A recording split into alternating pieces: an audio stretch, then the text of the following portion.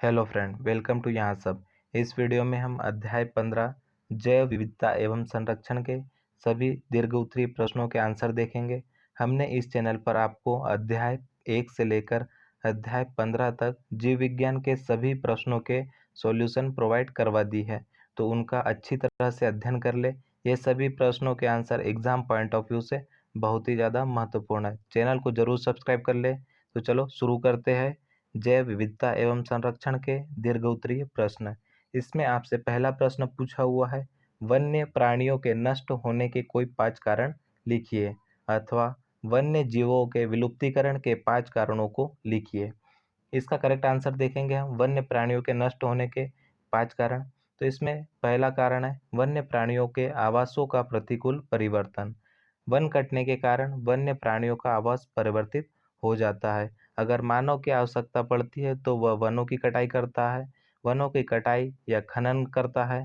इस कारण वहाँ की जो मृदा होती है वो प्रदूषित होती है।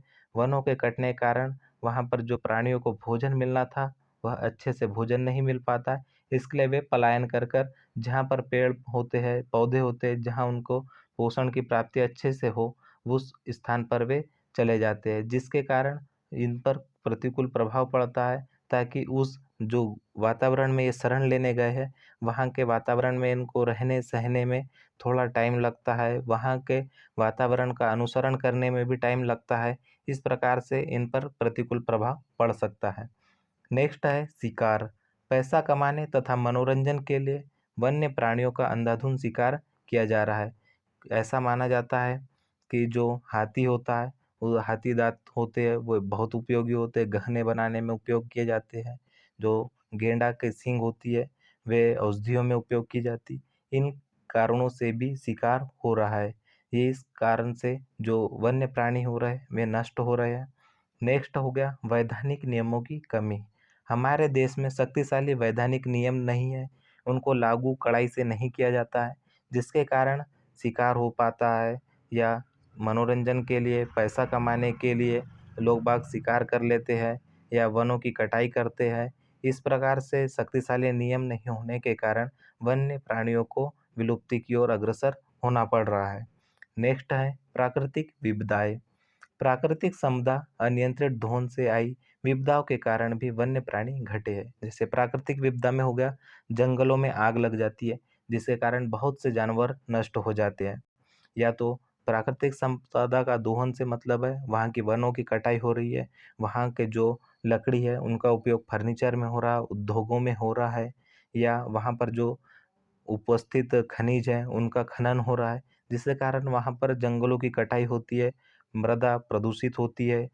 जो वहाँ कर जीव रह रहे हैं उनको जल उपलब्ध नहीं हो पाता है, जो कि उनको आवश्यक होता है, प्रदूषित जल मिलता है, जिसके कारण उनके ऑर्गन डैमेज हो जाते हैं। इस प्रकार से प्राकृतिक विपदाएँ और जो कि मानव द्वारा कृत्रिम विपदाएँ जनरेट की गई है, वे सभी वन्य प्राणियों को नष्ट करने के लिए अग्रसर कर रहे हैं।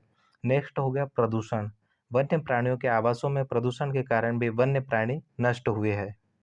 प्रदूषण में जैसे जल प्रदूषण हो जाएगा, तो जल अगर प्रदूषित जल जानवर पी रहा है तो उसको जो पोषण की प्राप्ति होना चाहिए या जो मिनरल्स मिलने चाहिए वे ना मिल के हानिकारक मिनरल्स उसके शरीर में जाएंगे, जिसके कारण उसके ऑर्गन डैमेज हो जाएंगे।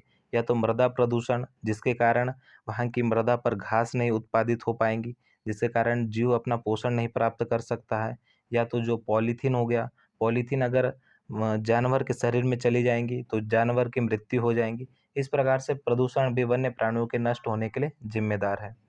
नेक्स्ट हम देखेंगे आगे प्रश्न 2, वन्य प्राणियों के संरक्षण की आवश्यकता किन कारणों से है और संक्षेप में लिखिए। तो इसका करेक्ट कारण हम देखेंगे, वन्य प्राणियों के संरक्षण की आवश्यकता। वन्य प्राणी हमारे लिए अत्यंत महत्वपूर्ण है। कुछ हमने नीचे आपको इसमें दिए हैं कारण, जिसके कारण वन्य प्राणियों का संरक्षण करना चाहिए। तो इन कारणों को हम देख लेते हैं। इसमें पहला कारण है प्राकृतिक संतुलन। अगर वातावरण में या एनवायरनमेंट में संतुलन चाहिए तो जो वन्य प्राणी है उनका होना बहुत ही ज़्यादा आवश्यक है। इस प्रकार से हम समझ सकते हैं कि यदि बहुत ज़्यादा शाकाहारी जानवर उपलब्ध है या वातावरण में बहुत ज़्यादा शाकाहारी जानवर प्रजनन कर रहे हैं तो बहुत ज़्यादा मात्रा में उनकी जनसंख्या हो जाएंगी। तो अगर शेर होगा, चीता होगा, जो हिंसक जानवर है जिसे शिकार करके वे अपना भोजन प्राप्त करते हैं, तो उनकी मात्रा जो होंगी वो उस मात्रा को कमी करेंगे, जो कि हिरण की मात्रा बढ़ गई थी। तो इस प्रकार से प्राकृतिक में जो संतुलन है वह बना रहता है।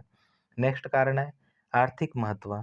इनसे कई आर्थिक महत्व के उत्पाद जैसे दांत, जैसे हाथी दांत हो गया, त्वचा, चमड़ा का उपयोग किया जाता है इनके, सींग हो गया जिससे ये बोल सकते हैं हम आभूषण बनाए जाते हैं, या तो औषधि में उपयोग किया जाता है गेंडा का सींग। इनसे अनेक उपयोगी वस्तुएं प्राप्त होती है। नेक्स्ट हो गया वैज्ञानिक शोध कार्य। इनका उपयोग वैज्ञानिक शोध कार्यों में भी किया जाता है। जिस प्रकार अगर कोई वातावरण में कोई परिवर्तन होता है तो जो वन्य प्राणी होते हैं उन पर डायरेक्ट प्रभाव पड़ता है, तो उनका वैज्ञानिक शोध करते हैं ताकि मानव जाति है उस पर उस चीज़ का प्रभाव ना पड़ सके और उसको कम किया जा सके। तो वैज्ञानिक शोध कार्य में भी वन्य प्राणियों का बहुत ज़्यादा होना महत्वपूर्ण है। नेक्स्ट है मनोरंजन। वन्य प्राणियों को उनके प्राकृतिक आवासों में देखने से आनंद की प्राप्ति होती है।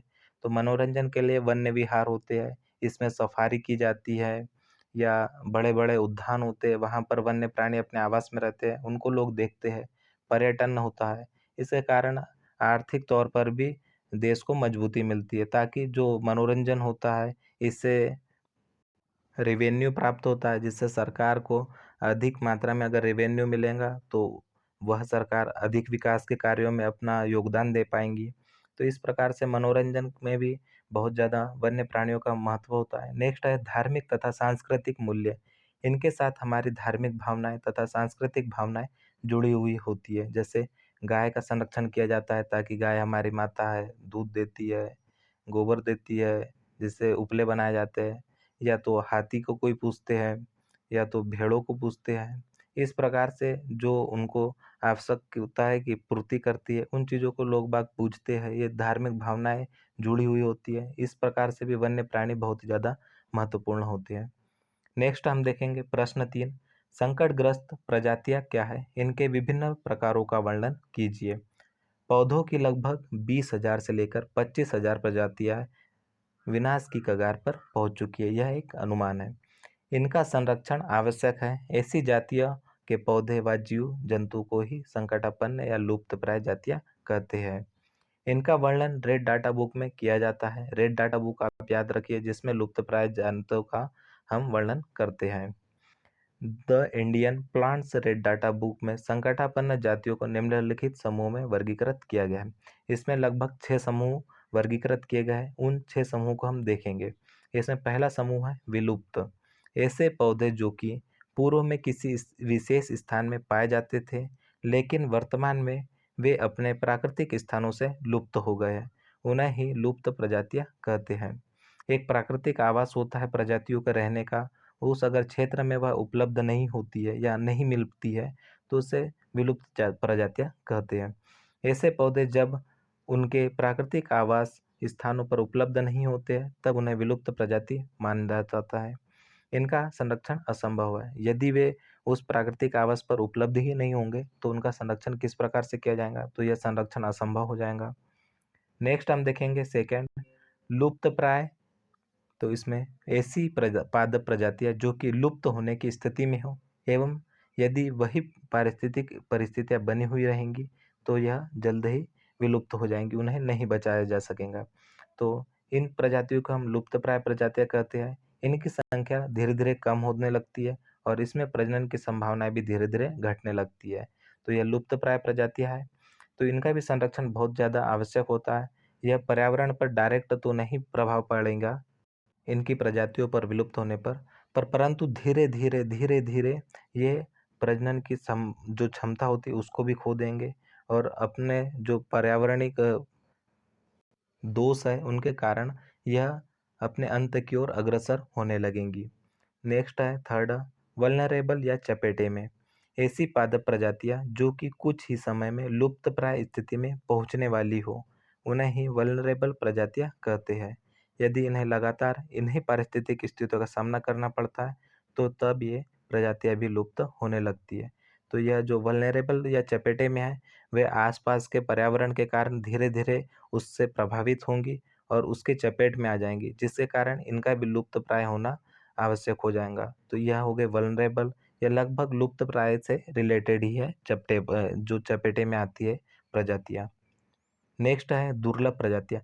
ऐसी प्रजातियां जो कि संसार में कहीं कहीं पर और बहुत कम संख्या में उपलब्ध हो, उन्हें ही दुर्लभ प्रजातियां कहते हैं।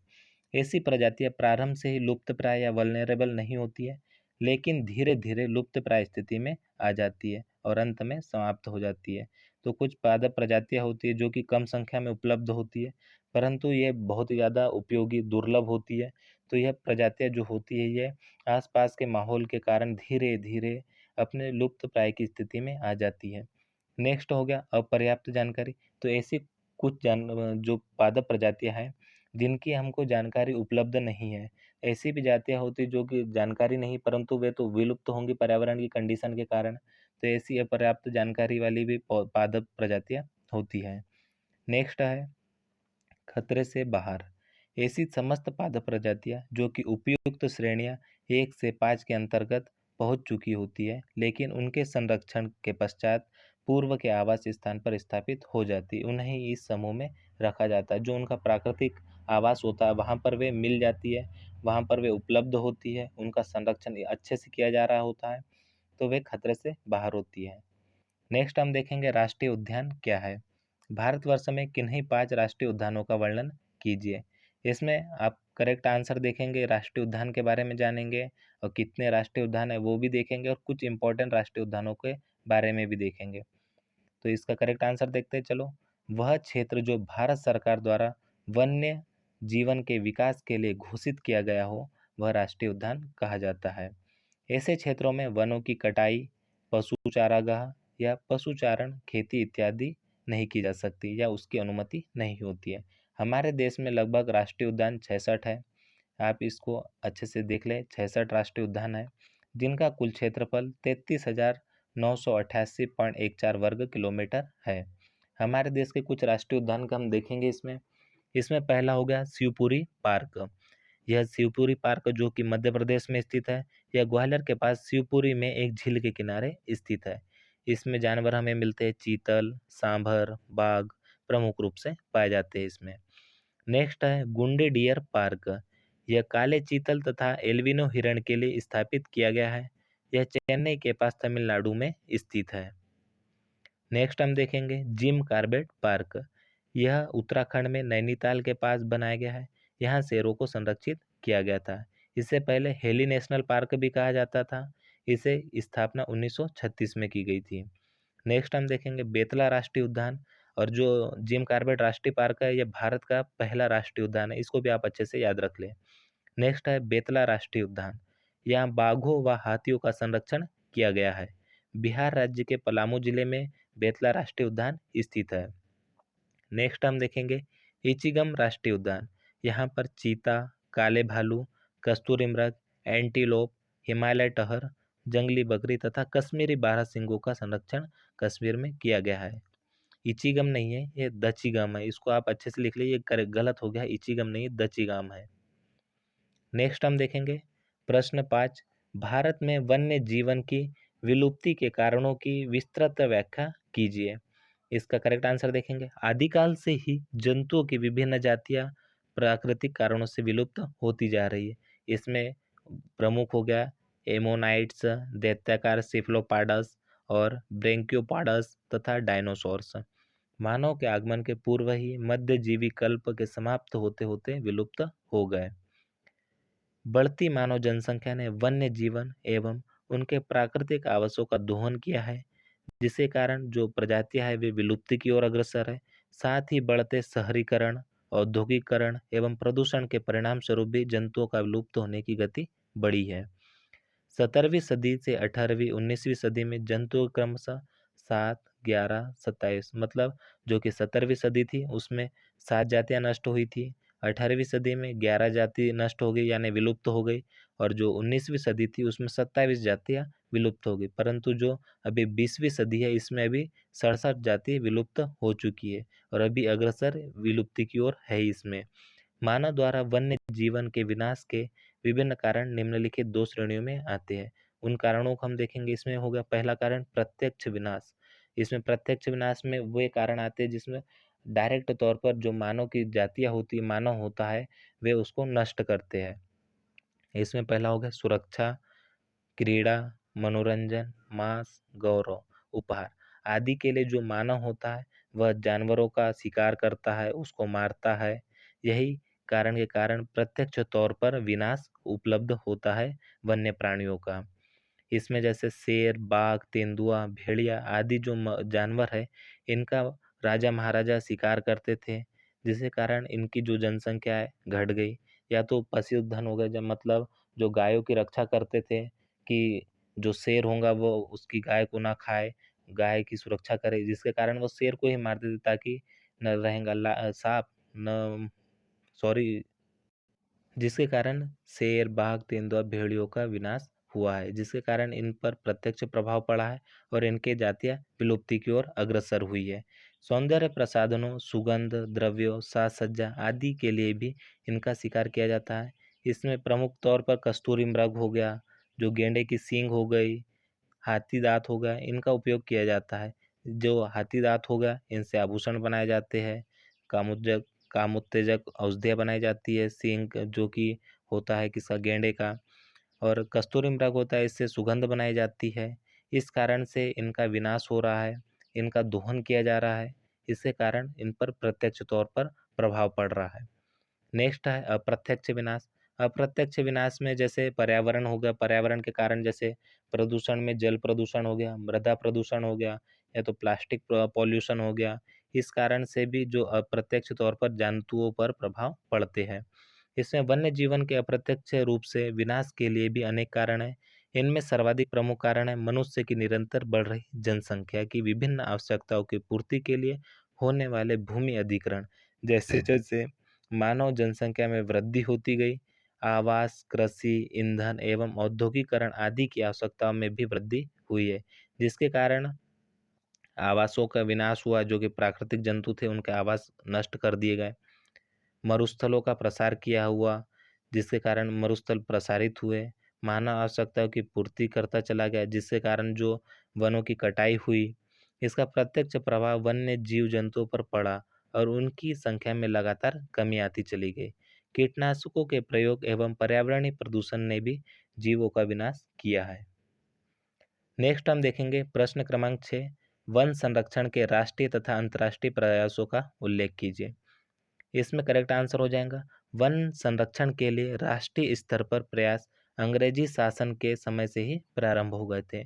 इसमें सन 1856 में लॉर्ड डलहौजी ने बर्मा के वनों के संरक्षण के लिए एक नीति बनाई थी, जो बाद में पूरे देश में लागू की गई थी। यह सन 1894 में भारत सरकार ने वनों के संरक्षण के लिए एक राष्ट्रीय स्तर पर नीति बनाई। इस नीति में निम्नलिखित बातों का अध्ययन किया गया। इसमें पहला था वन प्रबंधन, नेक्स्ट हो गया वन भूमि का उचित उपयोग किया जाना, नेक्स्ट हो गया सुरक्षित वनों की नीति, वनों को बचाया जा सके, नेक्स्ट हो गया वन उत्पादों की बढ़ोतरी, जो वन से हमें प्राप्त होती है औषधियाँ या लकड़ियाँ या उनकी मात्रा को बढ़ाया जाना। इस नीति के तहत वनों तथा जंतुओं के संरक्षण के लिए भारत सरकार ने राष्ट्रीय अभयारण्य एवं प्राणी उद्यानों की स्थापना की। इसमें आपने देखा पहला राष्ट्रीय उद्यान हेली नेशनल पार्क का स्थापना 1936 में की गई, ताकि वहाँ पर जो वन है, वन क्षेत्र है, उसकी सुरक्षा की जा सके। पर्यावरण जो दोहन हो रहा, पर्यावरण लगातार प्रदूषण के कारण उसको कम किया जा सके, इसलिए हमने राष्ट्रीय उद्यानों को स्थापित किया। ये सभी हमने दीर्घ उत्तरीय प्रश्न देखे हैं, एग्जाम पॉइंट ऑफ व्यू से बहुत ही ज़्यादा महत्वपूर्ण है।